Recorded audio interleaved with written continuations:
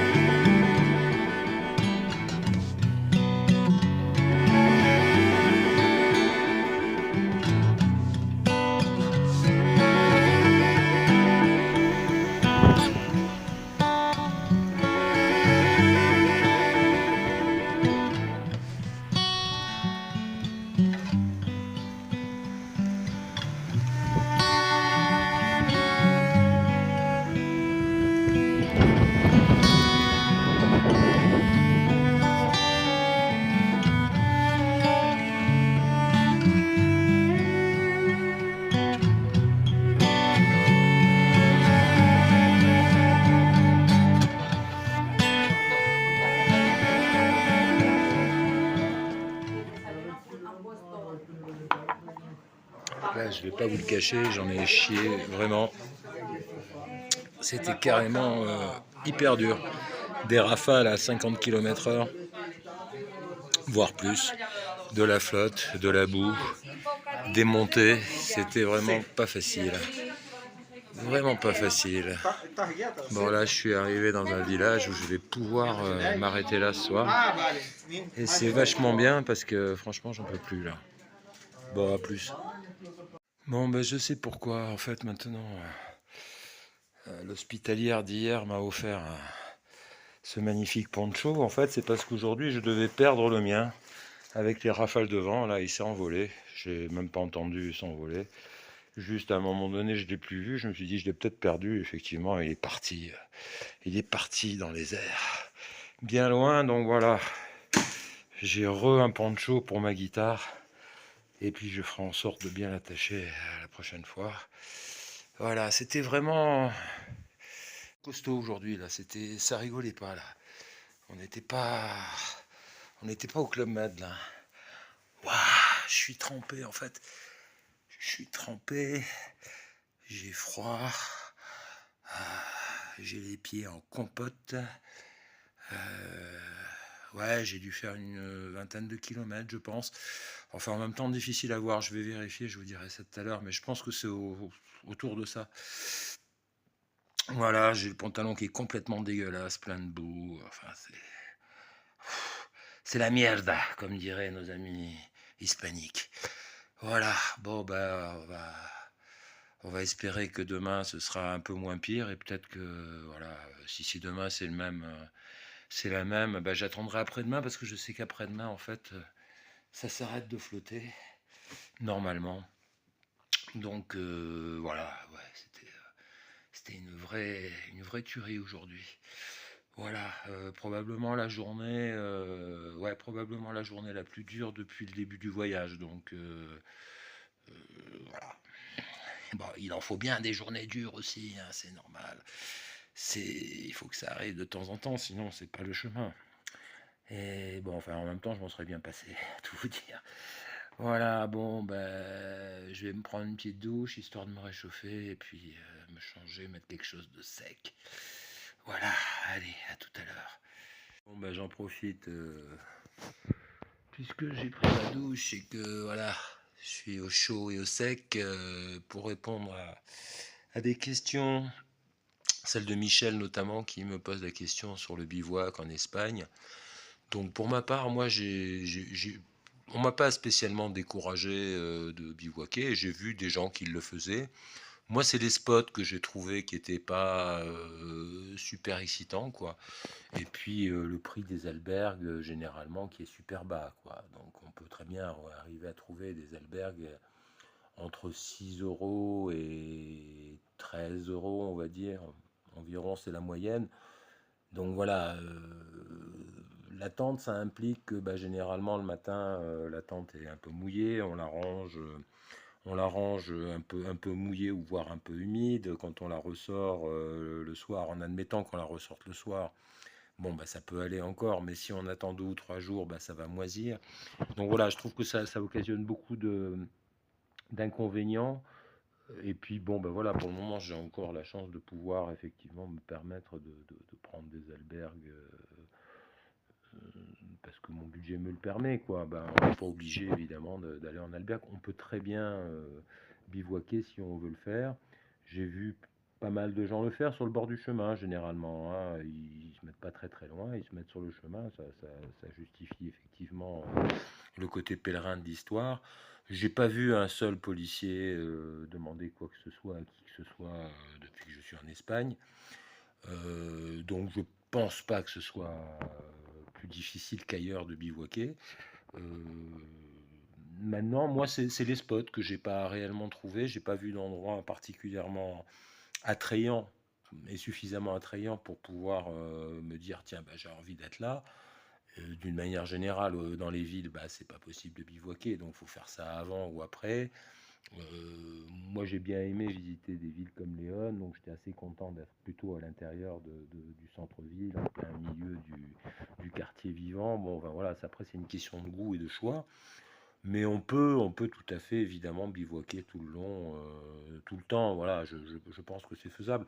Après on voit ça quand on est sur place et puis on voit en fonction de nos envies, de notre demande, du temps qu'il fait, c'est vrai qu'en été probablement, bah, il y a certainement moins de problèmes heu, de mouiller sa tente, donc pour pouvoir la ranger le matin à peu près facilement et pas avoir un truc tout mouillé crado, à ranger dans le sac.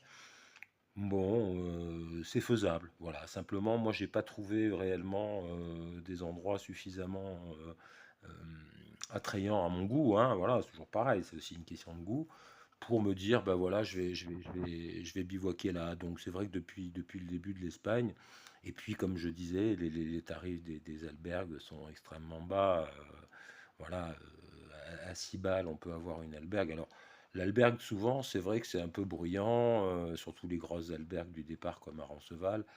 Hem, c'est vrai que ça peut faire un petit peu peur et effectivement, on est certainement mieux en bivouac dans sa tente. Après, bon, moi, ça m'a permis de rencontrer aussi plein de gens. Voilà, c'est selon les envies qu'on a, en fait, heu, de côtoyer du monde, de pas côtoyer du monde. Bon, voilà, mais c'est évidemment faisable. On peut évidemment, bivouaquer en Espagne. En tout cas, j'ai rien vu qui pouvait indiquer le contraire. Je discutais la dernière fois avec une dame qui était plus ou moins policière municipale, mais qui était française en fait, hein, qui était française et qui habitait ici parce qu'elle s'était mariée avec un Espagnol, et qui me disait qu'il y avait certains endroits où c'était plus délicat. Mais pour ma part, moi, j'ai pas vu ces endroits plus délicats. À la limite, à se renseigner au fur et à mesure.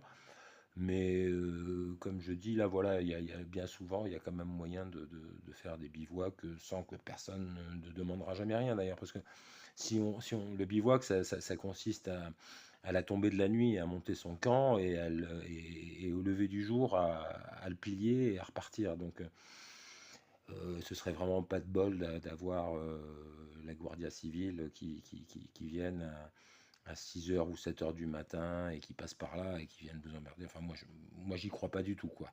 Voilà, donc je pense que c'est très facile à faire si on veut. Voilà, moi il se passe que c'est surtout parce que j'ai pas eu vraiment envie, que j'en ressentais pas le besoin particulier parce que je trouvais pas les endroits suffisamment sympas à mon goût. Bon, mais ça veut pas dire qu'il y a pas d'endroits sympas. Évidemment, il y a des endroits sympas et si on a vraiment envie de dormir, en tente, ben, on doit pouvoir le faire sans trop de difficultés. Moi, il se passe que c'était plutôt une non-envie de le faire. C'est pour ça que je l'ai pas fait. Je vais certainement reprendre, là, il est question que j'aille au Portugal une fois que j'aurai fini, le Camino de Santiago. Bon, peut-être que je reprendrai à ce moment-là le bivouac. Pas parce que c'est interdit en Espagne, mais bon, en tout cas, pour l'instant, j'ai pas ressenti le besoin de le faire. On verra, voilà. En tout cas, ça me fait une sécurité d'avoir ma tente, mon matelas et tout le reste. Ça me permet de trouver, ou de ne pas trouver, hein, mais voilà, s'il n'y a pas, bah, il y a toujours la tente qui va quand même faire la farce. Et c'est une espèce de sécurité supplémentaire. Voilà, j'espère que j'ai bien répondu à la question. Et puis, bah, je pense pas qu'il va se passer grand-chose de plus dans cet albergue à vous montrer, je dirais. Donc, bah, je vais vous dire à demain pour un prochain épisode. J'espère que ça va un peu se calmer au niveau du temps. Bon, si c'est pas le cas, bah, après-demain, normalement, il arrête de pleuvoir. Donc, on verra comment ça se goupille demain. Voilà, allez, je vous dis ciao ciao et à domani.